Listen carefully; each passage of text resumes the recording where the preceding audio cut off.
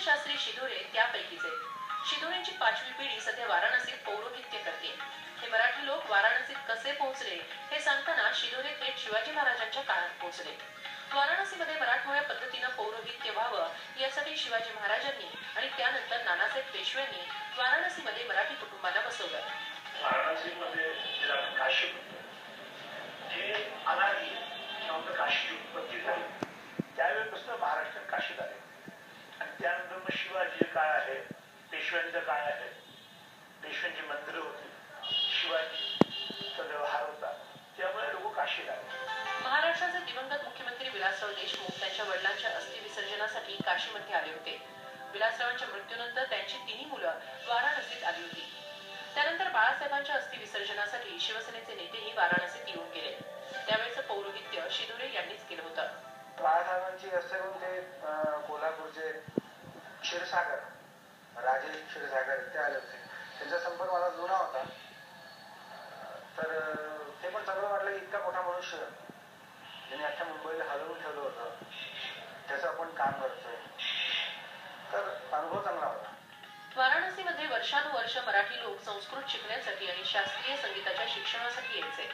वाराणसीतल्या बौद्धिक क्षेत्रात मराठी लोकांचा दबदबा होता, पण काळानुसार नवीन पिढीत पौरोहित्य करण्याची इच्छा कमी झाली आणि वाराणसीहून मराठी लोकांनी स्थलांतर करायला सुरुवात केली। एकेकाळी वाराणसीमध्ये 1 लाख मराठी लोक होते, पण आता ही संख्या फक्त 1500वर आली आहे। आता 1 किंवा 2 मुलं असतात लोकांना आवश्यकतेप्रमाणे देशाचे दृष्टीला ठेवून, त्यामुळे त्याला जर नोकरी बाहेर लागली तर तो बाहेर 30 वर्ष राहिल्यानंतर तो पुन्हा परत येत नाही, त्या वातावरणात त्याला मग इकडे आवडत नाही त्यामुळे तो गेला किंवा ते घर इथून नष्ट होतं, म्हणजे स्थलांतरित होतं, नष्ट होतं नाही म्हणायला पाहिजे। नरेंद्र मोदींनी वाराणसीमधून निवडणुकीच्या रिंगणात एंट्री घेतल्यानंतर वाराणसीतील राजकीय गरमागरमीही वाढायला लागली। त्यांच्या चर्चेत मोदी आणि केजरीवाल आहेतच, पण राज ठाकरेंबद्दलही वाराणसीकरांची काही मतं आहेत। नरेंद्र मोदींनी गुजरातमध्ये फार काम केलंय, पुष्कळ डेव्हलपमेंट रेशिओ त्यांचा जास्त गुजरातात आणि ते काशीत येतील आणि जिंकतील 100%।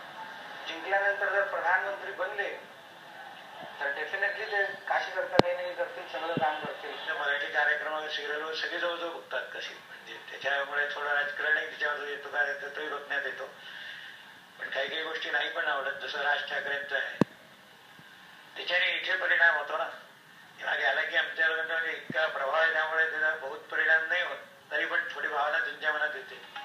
वाराणसीमधून बऱ्याचशा मराठी लोकांनी स्थलांतर केलंय, पण अजूनही जुन्या काळात बसलेले मराठी लोक तिथे राहत आहेत। वाराणसीचा येत्या काळात विकास होईल अशी त्यांची आशा कायम आहे। रश्मी पुराणी, वाराणसी।